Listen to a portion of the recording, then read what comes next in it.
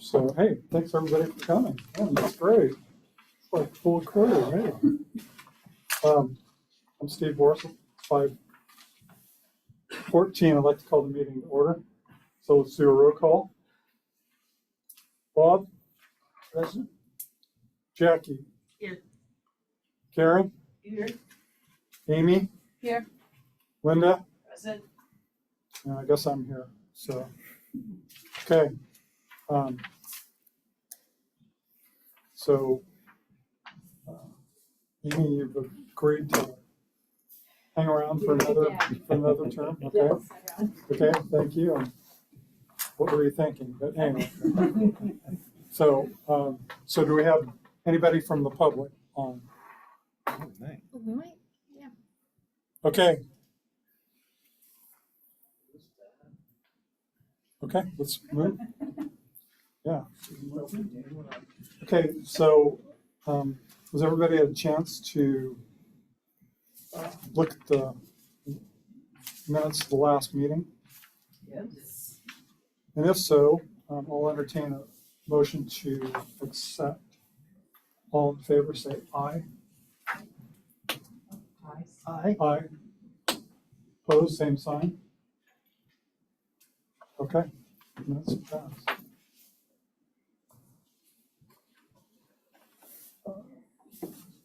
Okay, scheduled business. So we're gonna We'll skip that. we'll just skip it for a minute briefly, Okay. and then we can go to the staff updates. Okay. Can we back up a minute, Steve?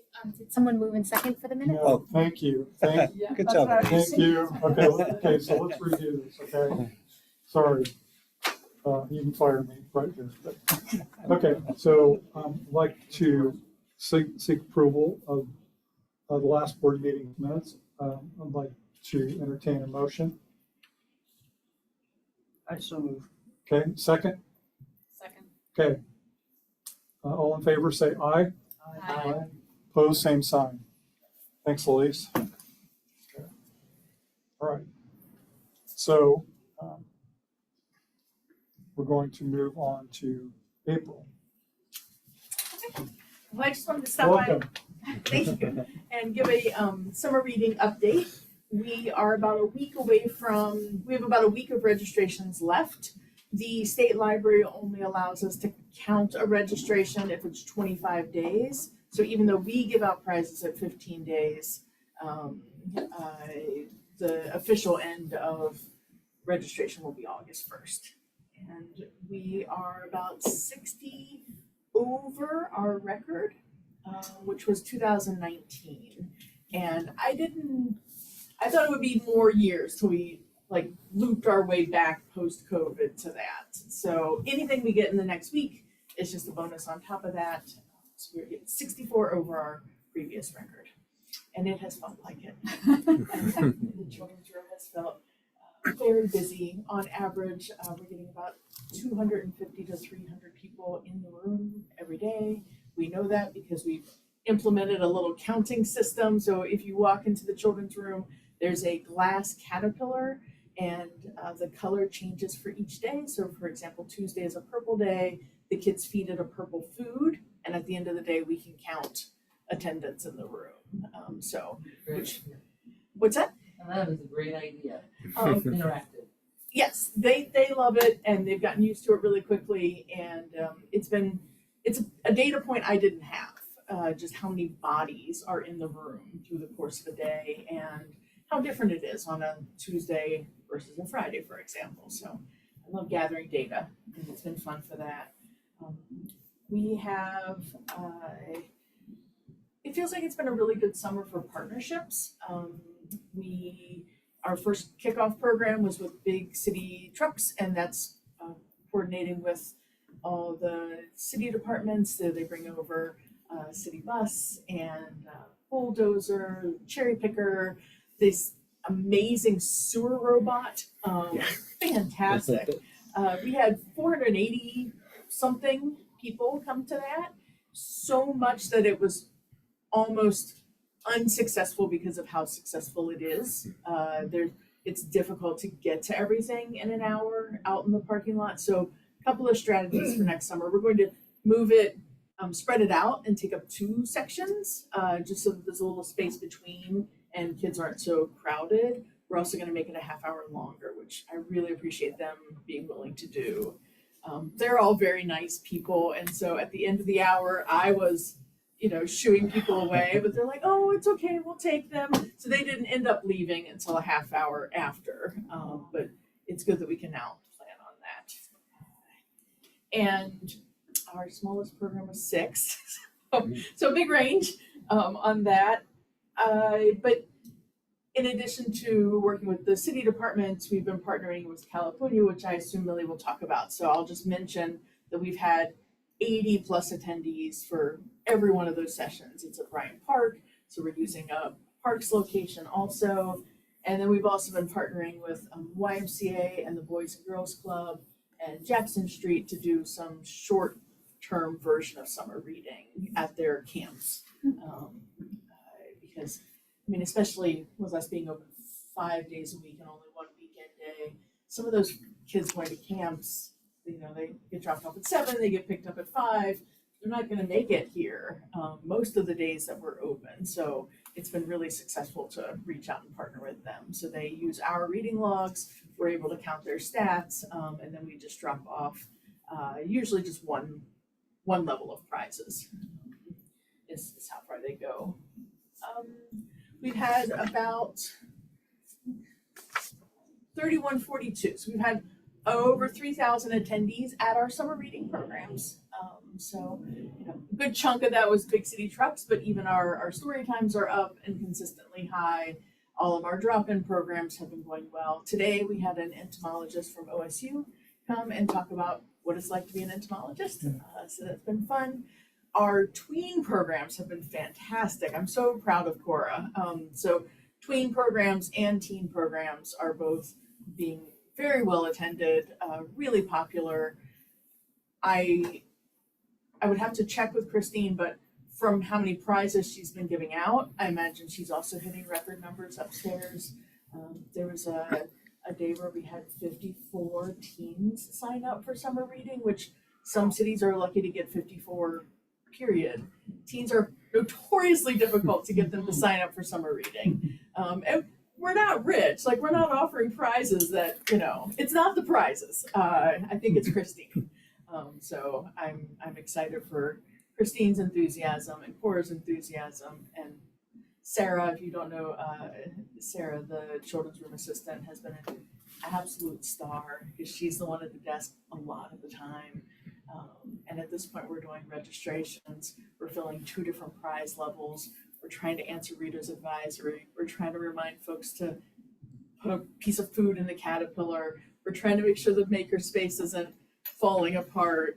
We're eyeing the 19 carts that need shelving. So I think it takes a certain kind of person to love that. And I do, and I don't know that she loves it, but she acts like she does, and I really appreciate that.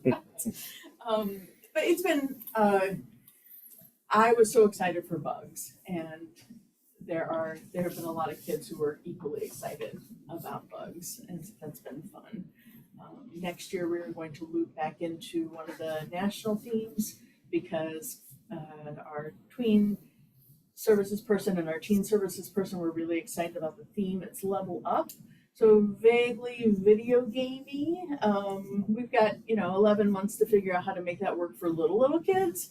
I'll figure it out, but they were super excited about it. I think it's great for tweens and teens and even new adults who are often big gamers. So, and that's a stat that we'd like to bump up in terms of participation at the library. You always want to keep those sort of 18 to 25-year-olds. We tend to lose them and then they come back when they have kids.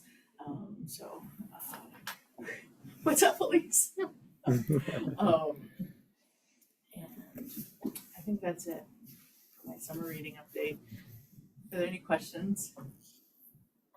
So I pop through, once in a while. I don't remember the date I was through, but it was like the middle of the week, and it was like nuts in there. I was looking around, no holiday, no, other than school, so I was like, man, nuts in here. So And that's good. Mhm. You know, Hey, that's exactly what we want. the kids were all, so. Well, I was here for the noon book club today, and that children's section was just busy. We could hear them in our, you could hear them, and they were laughing and giggles. It was all sorts of kids. I mean, there was crowded coming in, it was crowded when I walked back out. There was just a lot of children here. My granddaughter loves going to Bryant Park. Oh, mhm. She thinks that's the best thing. She loves bugs. It's a great one, yeah. The Bryant Park partnership has been terrific. And that's really a good thing. I mean, I've seen that one because I've seen a lot of kids, lots of little kids. So you said you spend time with the Y, is that correct? Mhm. Okay, like when you go there, what do you do?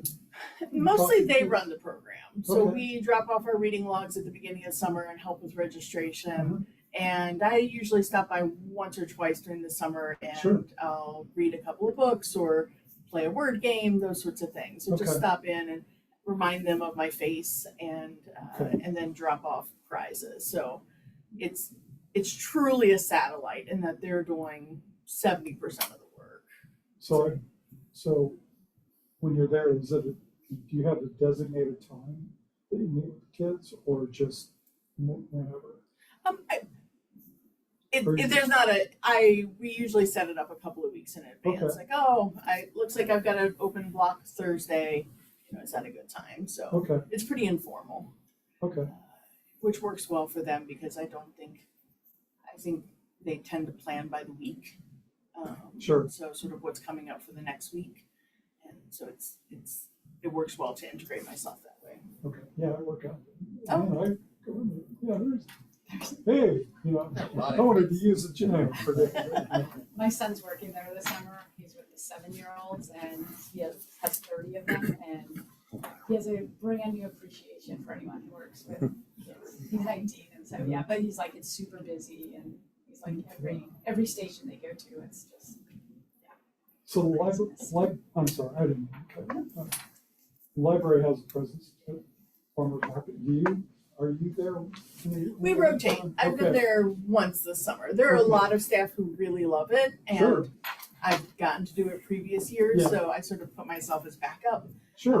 But we've had over 400 registrations at Farmers Market alone for summer Okay. reading. The first week we had 80 something, so a big first week. Were you there the first week? I was there the second week and we still. It was almost it was, and we had 15 teams sign up that Saturday, which was remarkable, just like market. But it's nice to cycle through, and myself and Felipe speak Spanish, so sometimes we're able to engage different people down at the Sure. market as well. And now that registrations are dying down, we will bring service so that people can sign up for library cards at Farmers Market, which Okay. we planned to do all summer, and then that was not going to happen with how many registrations we were doing. So Sure. we thought, well, once registrations die down, we'll give that a month of trying that out. And there's you just stop in the doorway of the children's room on your way out. There's a brand new sign in the back of the room that is very bright and beautiful. It was a big empty space for a long time with just an ugly black clock, but now we have fantastic rainbow colored read all the books up there. So stop by and see that. Well, thanks. Yeah, thank you so much for having me. Thanks so much.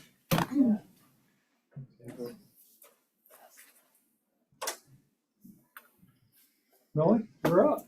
All right. Well, thank you for having me. It's been a little while since I've Yeah, had the chance to yeah. sit here with you guys. Too long. I think I'll segue into splashy science and talk a little bit more about that partnership with Kalapuya to begin with. Okay. That partnership arose in 2021. It was our attempt to offer some programming while we were kind of limited about what we could do in the space here. And we thought, let's go outside, let's get to a park. And I was on the Hispanic Advisory Committee with a woman named Kristen Daly, who is part of the Kalapuya Watershed Council, and she said, we'd love to support getting kids out into the area of the Kalapuya and into wilderness and provide activities for them. What could we do to work with you to make this happen? And this is year 4 now of this partnership, where we are offering 6 programs on a Monday in the summer with rotating science experiments that kids of all ages can come out and enjoy. And all of them connect with the natural space. Many of them are very splashy. Micro and macro invertebrates are our most popular session.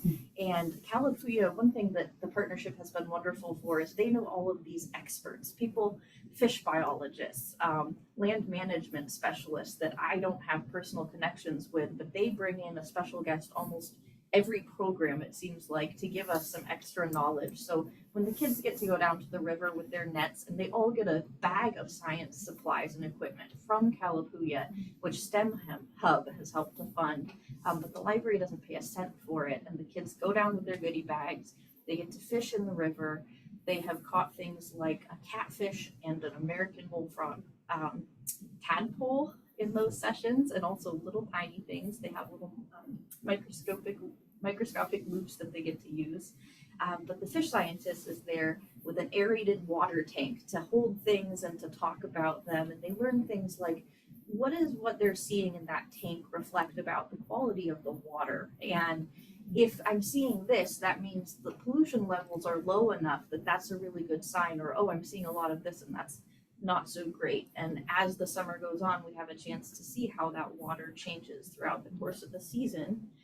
But some of the other projects we've done are solar art. So kids are using photoreactive paper and gathering natural elements to put on that page and then setting it out to transform in the sun. It reacts with the light, and then what is left is only the parts they've covered that remains unchanged. And then you give that a water bath and hang it so that it doesn't keep developing.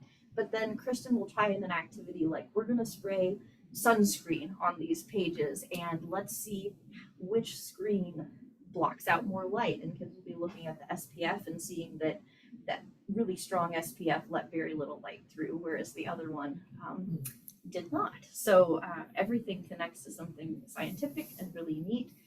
Myself, I was really motivated towards this partnership because Kalapuya's commitment to offer bilingual materials. So they offer, I'm the Spanish Services Librarian here, and they offer all experiments and even their videos on their website in Spanish with instructions. So not having to do that translating myself and having all the materials available helps me to invite families out there and know that they're going to have a fully engaged time enjoying it.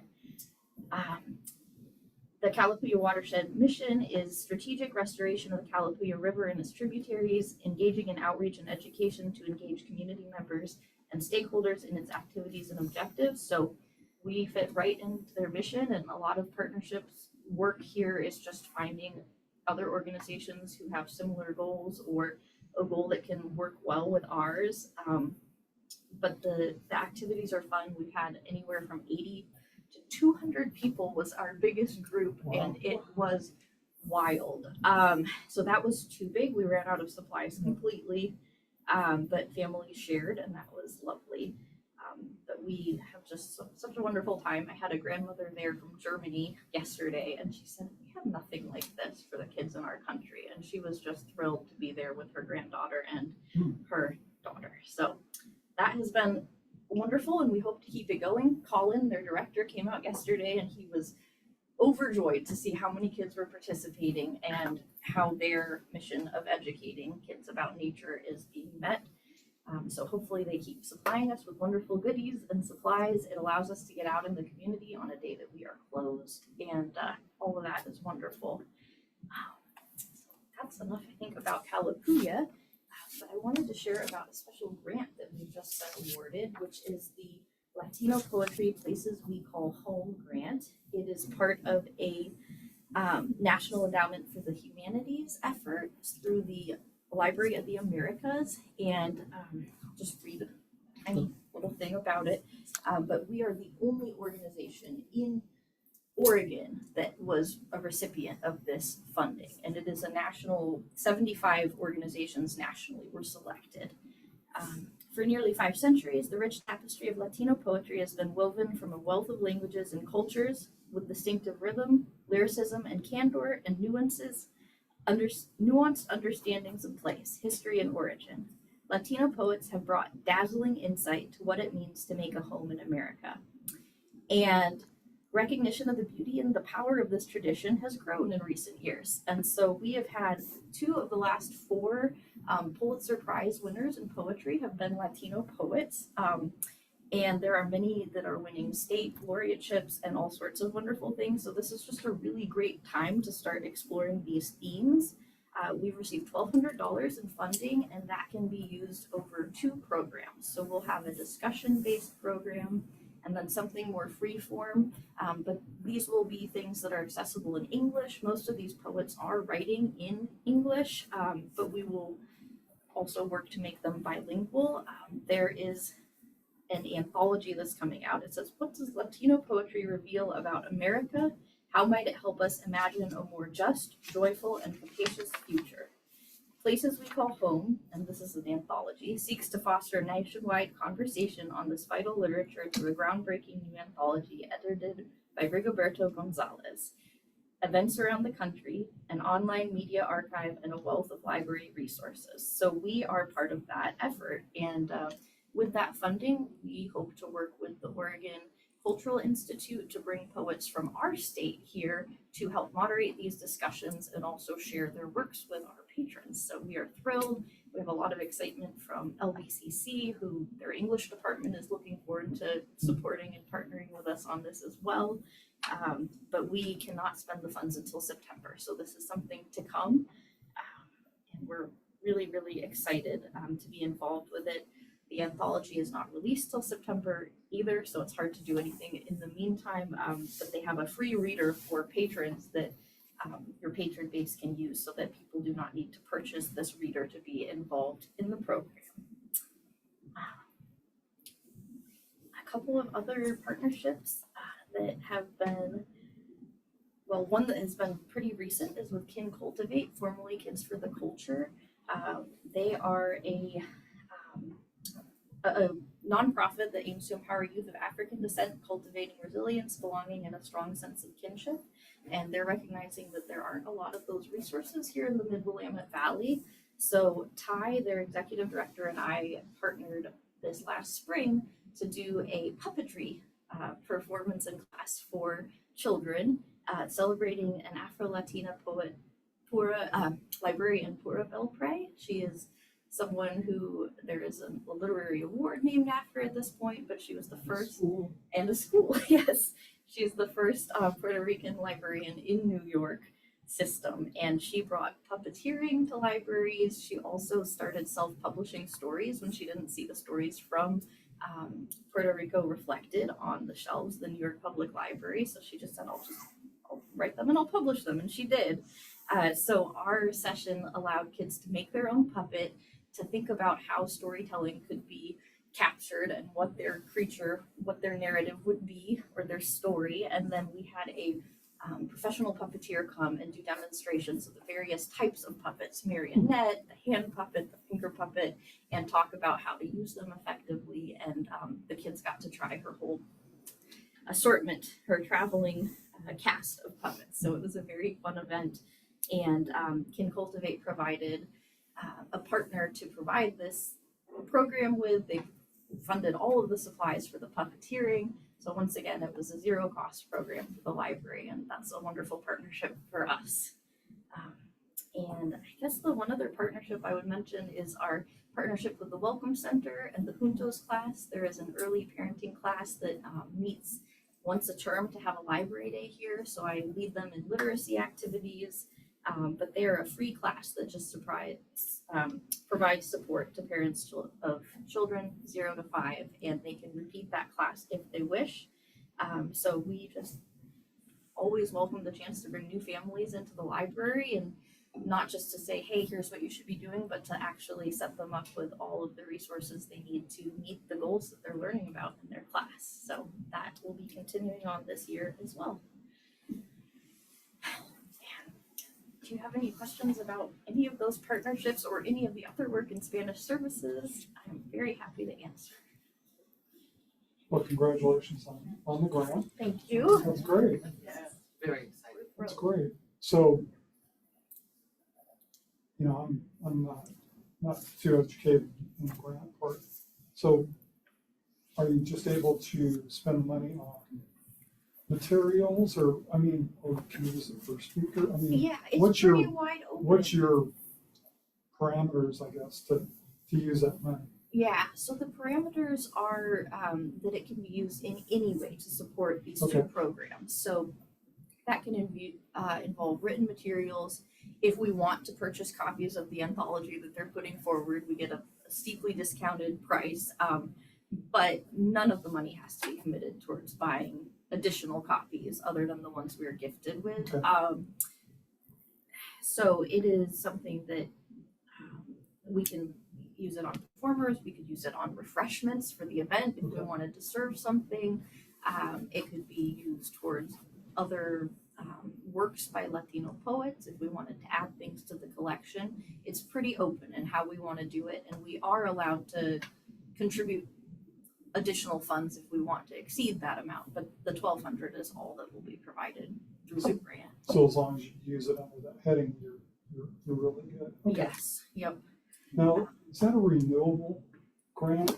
This is a one-time humanities endowment. So Okay. this is an effort, and there will be 6 major programs across the US in places like Boston, Chicago, LA, Miami, and those will be launch programs from between September to November, only in major cities, unfortunately. Okay. But they're doing large poetry celebrations. So this year is a whole kind of movement to celebrate and recognize this increasing trend of Latinos doing amazing poetry here, and so many who have been recognized nationally now.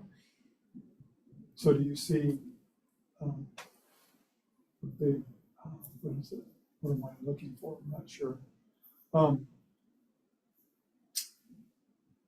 People wanting to do Latino poetry.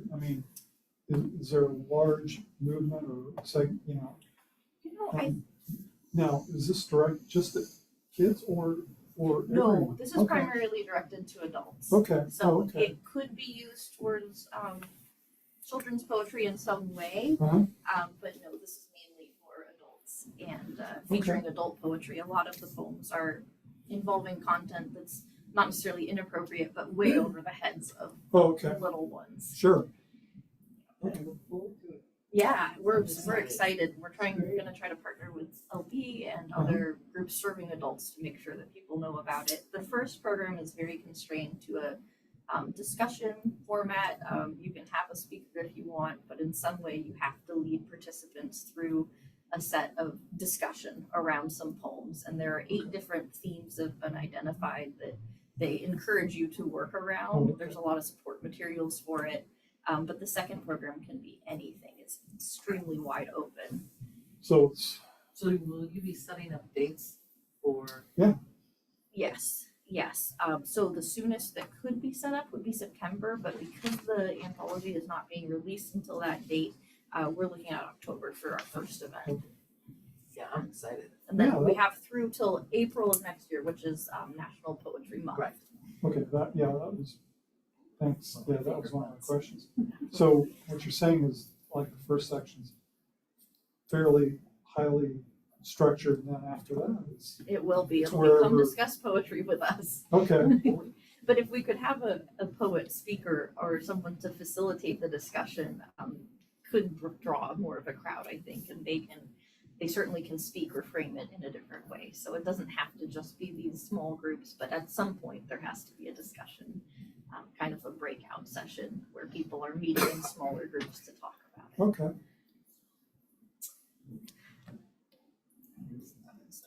No, that's great. Well, Thank you. thank you. And Look again, forward to sharing more as congratulations it unfolds. And yeah, so like as far as the dates for the, for the sessions, you'll be on the library's We will website? absolutely get it on the web calendar, the paper calendar. Everything has to be marketed at least 2 months prior to the advance. We have to submit a marketing plan to the grant. Okay, So Okay. with October being a goal date, you could maybe hear something about it mid-August or something like Sure. that.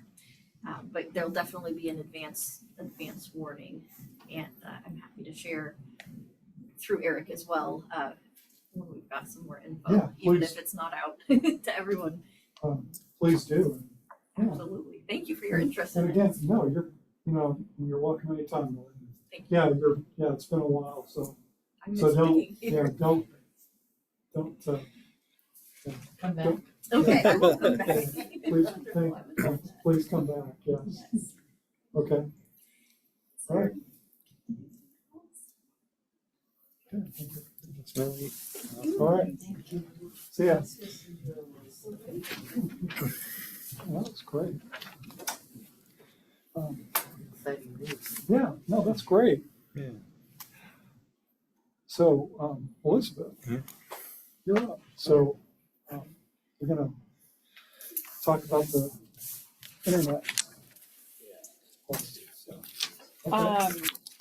If you have any questions. Yeah, I mean, basically, this is just the updated policy, and it's bringing the policy up to date for practices that have been in Basic Library here for a while. This desperately needs to be updated, and here it is. Yeah, we took out things that either we are no longer doing or cannot, or were not recommended by our IT department to be engaging in. Some of it was redundant, some of it was referenced other places, and so that's the majority of these updates. It's just to clean it up a bit and update it to our current practice. So, when was the last time this was updated? Has it been a while? Well, we updated it last year, but didn't bring Right. it to the Yeah. board. Right. So prior to that, it was, It's been a while. I think it was, more than 5 years. I think it was Yeah. 2011. Yeah. I think that was It's gotta our, be a long Yeah, time, it was a because long they've got time. the child safety on the information highway, that's, Yeah. Yeah. that's Yeah. great. Yeah. Has everybody had a chance to read through this? I mean, it's a couple times through. So, any questions or discussion about it? It's a good time to do it. Yeah, covers pretty much everything, and it's pretty clear about, what is acceptable and what is not. What happens if you don't, and if you violate that, yeah. So you need the board's approval on this, correct? Okay. So I'll entertain a motion to accept this new policy. Okay, we have a first, have a second. I'll second. Okay, we have a second. So all in favor of the updated policy, say aye. Aye. Anyone against it, say same sign. Okay. Okay, all right. Well, thanks, Elizabeth. excellent. Yeah, thanks.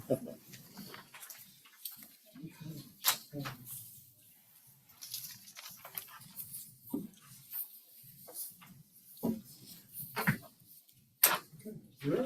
Okay. I don't have too much for you this month. I did, as I included in my letter, Counselor Kopczynski has opted not to fill any of his vacant board positions since he won't be running again this year. So that does put us, we're fine. This was the group, but I did ask Elise to send out the future dates just in case we had any, if any of you had the were well planned in advance to know, like, oh, I won't be here this date, so we could maybe make other arrangements so we know if we are ever having issues in the next 6 months about bumping into having a quorum for any meetings. Obviously things will come up, but we want to be able to cut that off. And so we'll see. Like I said, even after a new council is seated, it will probably take a month or two before they get an applicant through and approved and voted on by the council.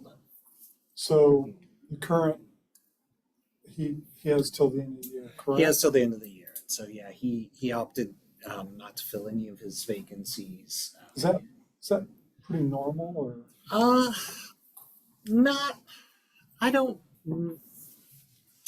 Not necessarily. Okay. I think maybe, especially with this much time out, I think 6 months is kind of a long. I mean, that's a fair chunk of time. but sometimes if maybe you just have a couple months left, I could see that. But it's his decision, and so I think usually, and obviously, council, any new council members also have the option to pull anyone from previously appointed by their predecessor. So do they? yeah, Okay. they do have that option.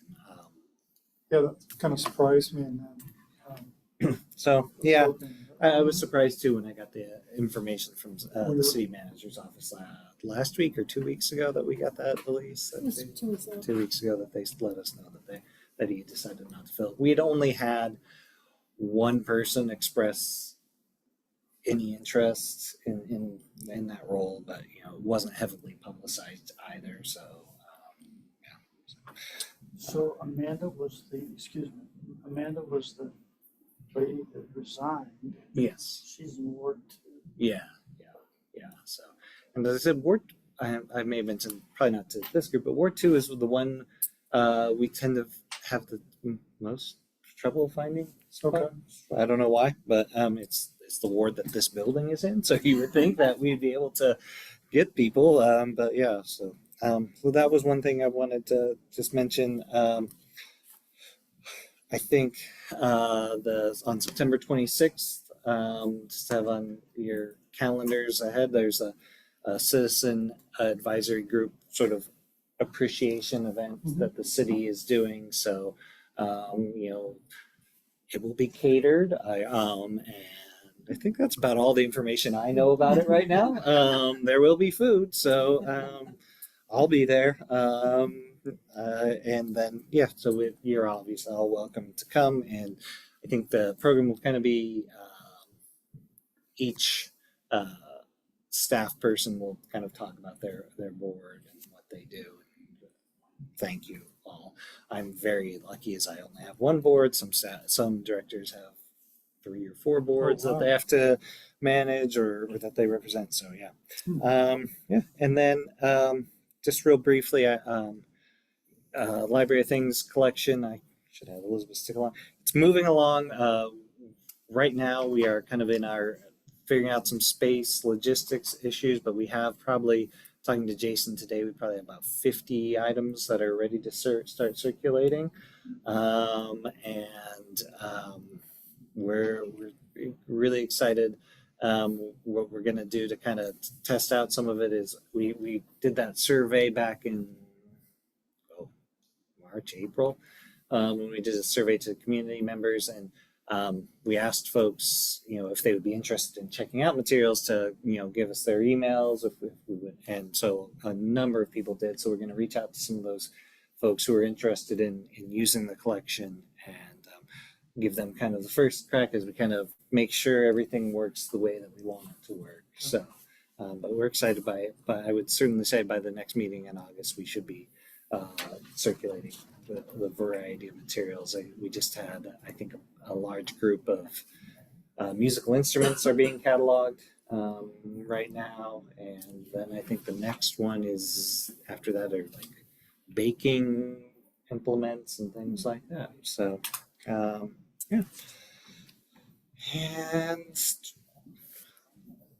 I believe that is all that I had as an update. So I've got a few things. How's the Work Source Oregon going? That partnership, it's going okay. I think we still have the representative who shows up on Wednesdays for kind of drop-in appointments. I think that's still going all right. I'm oddly out of the building that entire time that she's there, but or that they're there. But I know that there's still a need for it, and people are interested in using it. So yeah. Okay. I can get more information for the next meeting. Yeah, no, I was just, just because it seemed like it, when it was initiated, it was doing really busy. Yeah. I mean, if it's,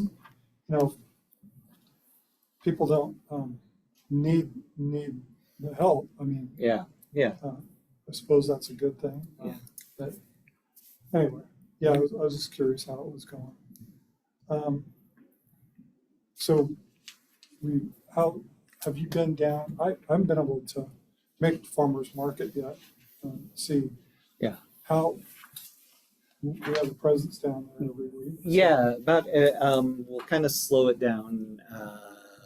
Well, we were there every week in June.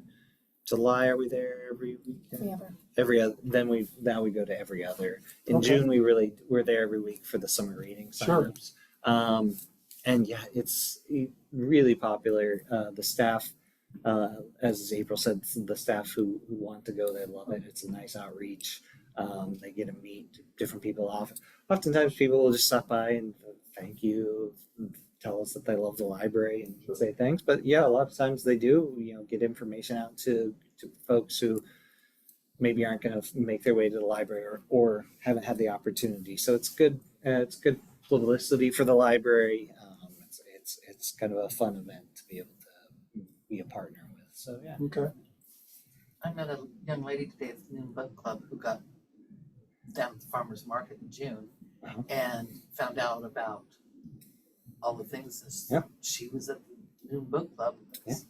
the first time, and she was real excited. Yeah. She took her day off of work so that she worked a half day and so that she could come to the Noon Book Club. That's awesome. Then I ran into her at Fred Meyer's afterwards, and she was like, "I just had so much fun." And she's 24, so That's great. you know Yeah, that that's wonderful. that was like that was Yeah. really good to see. It's like Yeah. farmers market worked. Yeah, I think the farmers market reaches a different segment of folks, and who maybe don't think of the library as a resource for a social group that they can come join. Yeah, and that's what that book club is, and I think that's been a nice thing to have go on. Yeah, it's great.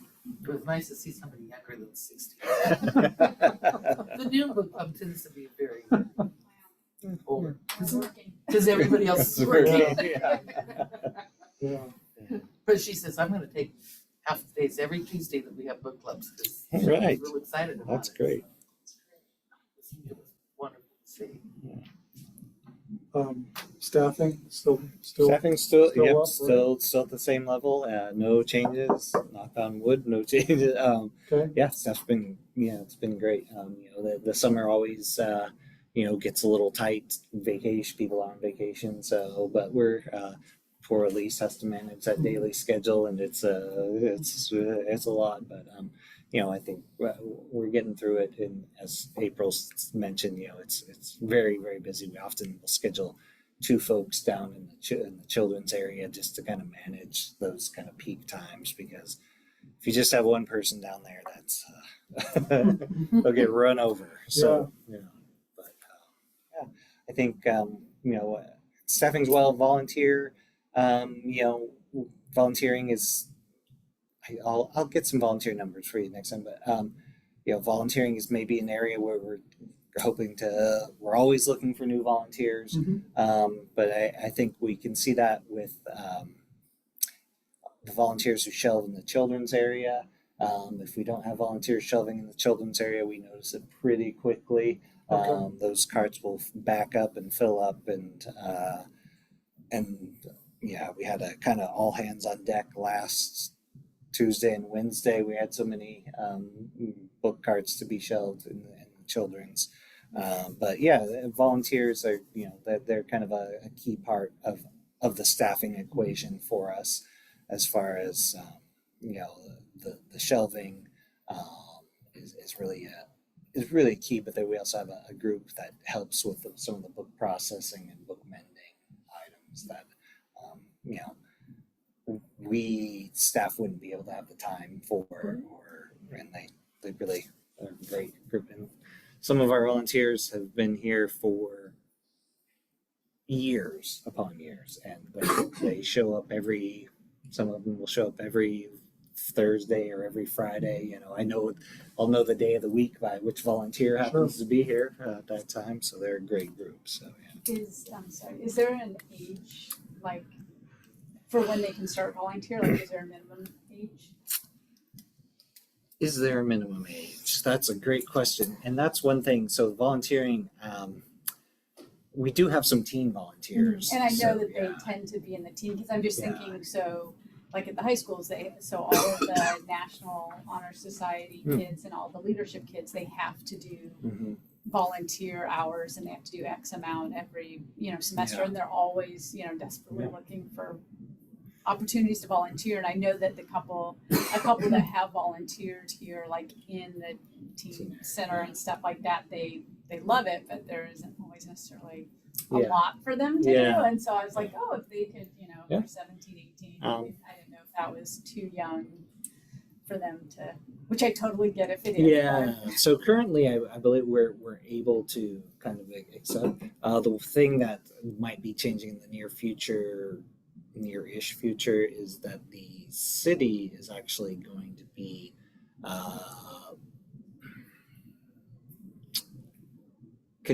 not condensing is not the right word, but they're actually going to have a little more hand in the volunteer programs, because they're for city departments.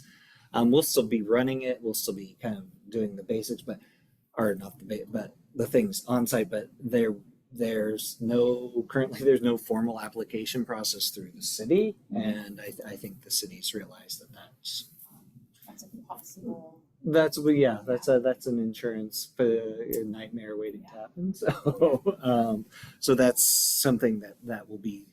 I believe, talking to HR a few months ago, that their goal was to have something in place this fall for that. So, and I know that our staff liaison's been working with them to kind of get that going. But yeah, so that all that being said, is that could impact the age requirements going forward, but I don't know if they'll bump it up to strictly 18 or not. I don't think so. Okay, so at this point, you really don't have that. Yeah, we're pretty good. I mean, somebody who can do things, obviously, yeah. I think within reason, we're able to. Let's see, what's the other one?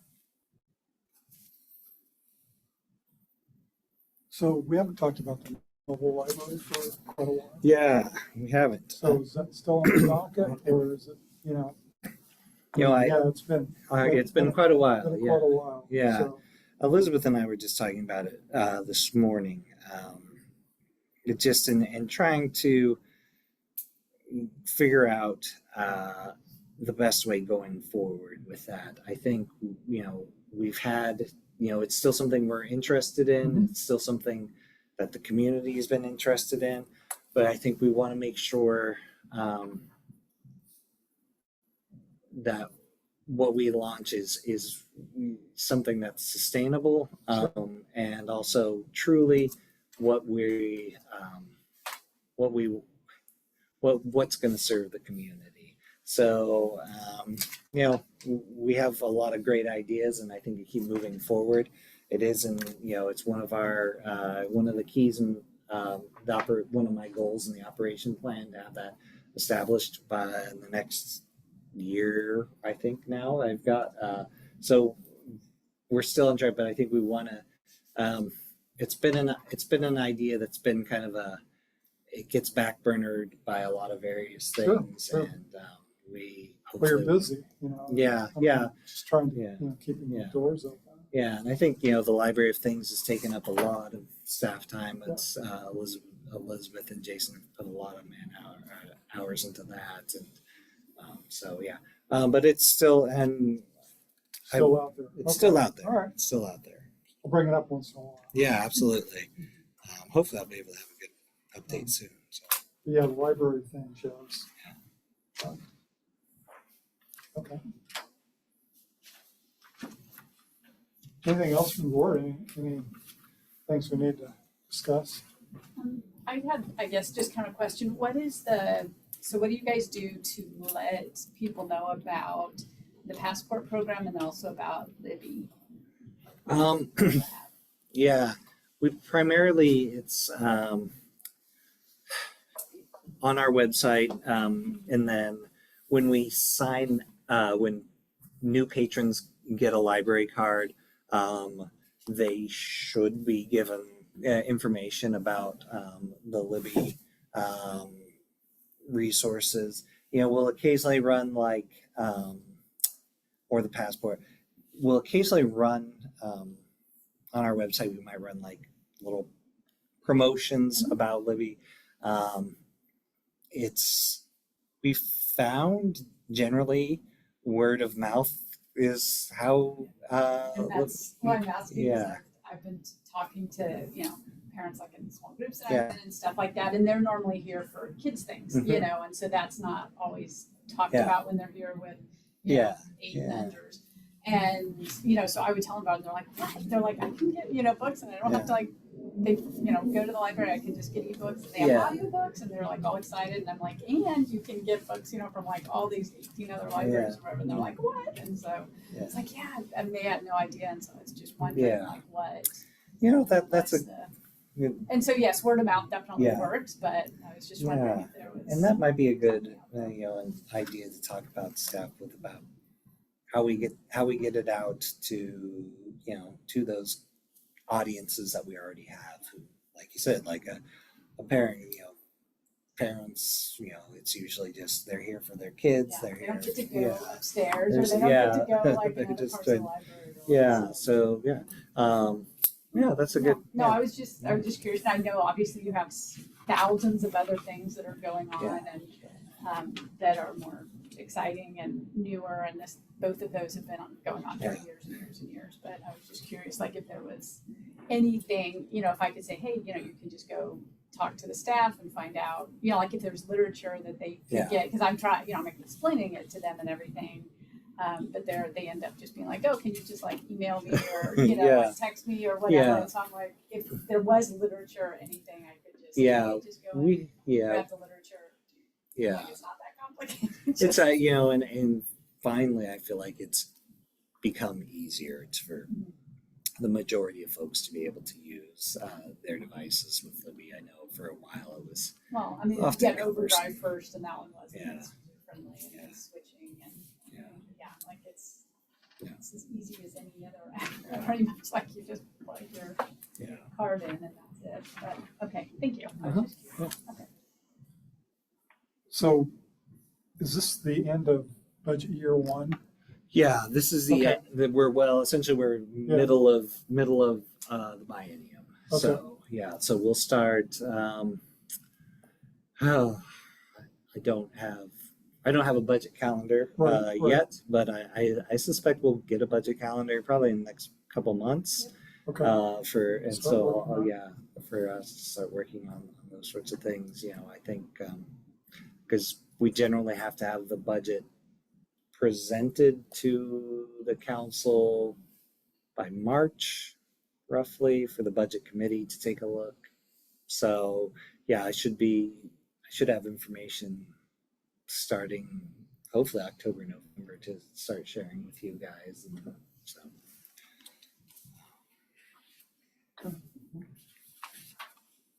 any other thing, from the board? Okay, so what is it, 6:07? Yep. 6:07, I'd like to call the meeting closed. Good. Thanks, everyone, for coming in. See you next month. Yeah.